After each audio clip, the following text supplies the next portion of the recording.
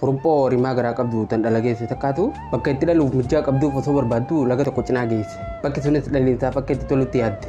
Yeroo san ciniinmuun qabdi. Garuu samiin duumessa gurraachaan ukkaamamte. Bakka kaa samii buuteen ibiddi bosonatti qabate. Jiddumaan kuruppoon tun gara bitaa ishee yeroo mil'attu namni bineensa adamsu tokko xiyyaan ishee waraanuudhaaf irratti xiyyeeffachaa jiraachuu agarte. Rifattee gara mirgatti achi garagallaan immoo leenci tokko dhokatee xiqqoon itti siqaa jira.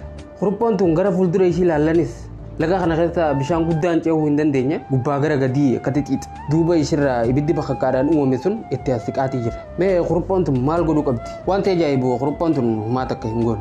Lubbuu haaraa fiduudhaa fi jireenya haaraa uumuudhaaf ciniimmuu ishii qofarratti xiyyeeffatte. Yeroo ciniimmuun ishii oowwitee silaa dhalaaf dhiyaatetti wanni biraa tokko uumame.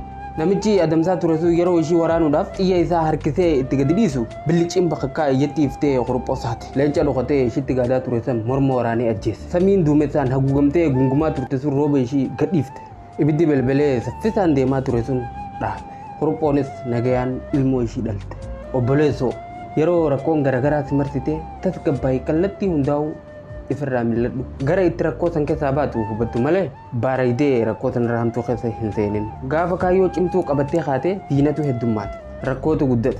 Ati ammoo rakkoo san irra guddaa ta'e. Tadadhabdee rabbii sirra guddatti dhiisi.